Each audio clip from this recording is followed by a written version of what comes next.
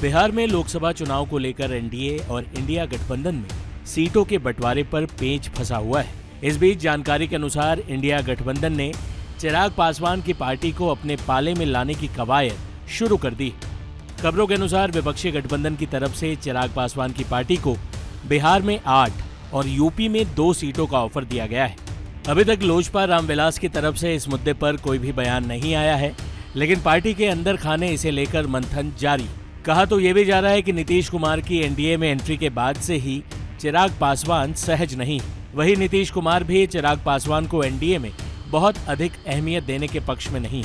इसमें एक और पेच है कि असली लोजपा कौन सी है। चिराग पासवान अपने आप को रामविलास पासवान का असली उत्तराधिकारी मानते हैं।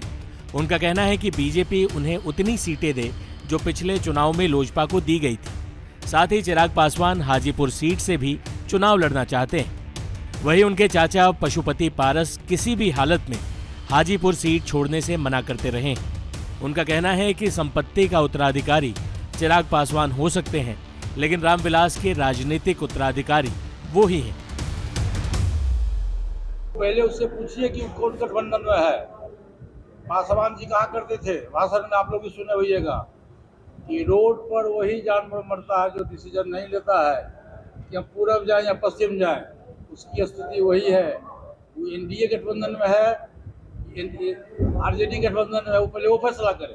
दूसरी बात है कि जिसके बारे में आपने कहा, मैं नाम नहीं लूंगा, लेकिन वो डिसीजन पहले करे। एनडीए गठबंधन में है कि आरजेडी गठबंधन में, इफ्तार पार्टी में लालू जी के आगे नीतीश जी को पैर छू के प्रणाम किए। एक तरफ गाली देते कि नीतीश को जेल भेज दो, दूसरी तरफ नीतीश कुमार को पैर छू के प्रणाम कर दिए। कौन सी राजनीति है भाई? हंसना और गाल फुलाना एक साथ चलेगा? नहीं चलता। चिराग पासवान की और पशुपति पारस के बीच सीटों पर सबसे ज्यादा पेच फंसता दिख रहा है।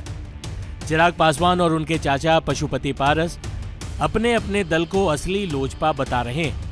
कहा जा रहा है कि पशुपति पारस अपने पिछले बार के जीते तमाम सांसदों के टिकट दोबारा चाह रहे हैं, जबकि चिराग पासवान अपने को रामविलास पासवान के वोट बैंक का असली वारिस बताकर सीटें मांग रहे हैं। से इस बार लोक जनशक्ति पार्टी रामविलास चुनाव लड़ेगी, उसमें कहीं कोई संदेह नहीं। चिराग पशुपति पारस जी ने भी उसी तरह से गले लगाया जब अपने पैर छुआ, जिस तरह से आपने कहा कि प्रधानमंत्री पिता तुल्य हमारे लिए। पशुपति पारस जी के लिए क्या कहेंगे? उन्होंने आपको गले लगाया, आपने जब पैर छुआ। भाई, मेरे पिता के बाद तो मैंने उन्हें अपना पिता माना ही था, पर हाँ, जिस तरीके से उन्होंने मेरे बारे में, मेरे परिवार के बारे में जिस तरीके से उन्होंने बातें कही और हाल अभी तक भी जिस तरीके से वो कहते हैं, मैंने हमेशा इस बात को कहा है कि परिवार के बड़ों को ही पारिवारिक विषयों पर फैसले करने हैं। वैसे ये भी बता दें कि चिराग पासवान और तेजस्वी यादव के बीच काफी अच्छे संबंध हैं। बिहार की राजनीति में राजद और लोजपा पहले भी मिलकर चुनाव लड़ चुके हैं। साल 2004 के लोकसभा चुनाव में राजद, लोजपा और कांग्रेस ने मिलकर चुनाव लड़ा था और इस गठबंधन को शानदार सफलता मिली थी। हालांकि साल 2009 के लोकसभा चुनाव में राजद और लोजपा साथ थे, लेकिन कांग्रेस इस गठबंधन से अलग हो गई थी और राजद लोजपा गठबंधन को हार का सामना करना पड़ा था। 2010 में हुए विधानसभा चुनाव में भी राजद लोजपा गठबंधन को हार का सामना करना पड़ा था, जिसके बाद से 2014 के लोकसभा चुनाव में लोजपा एनडीए में शामिल हो गई।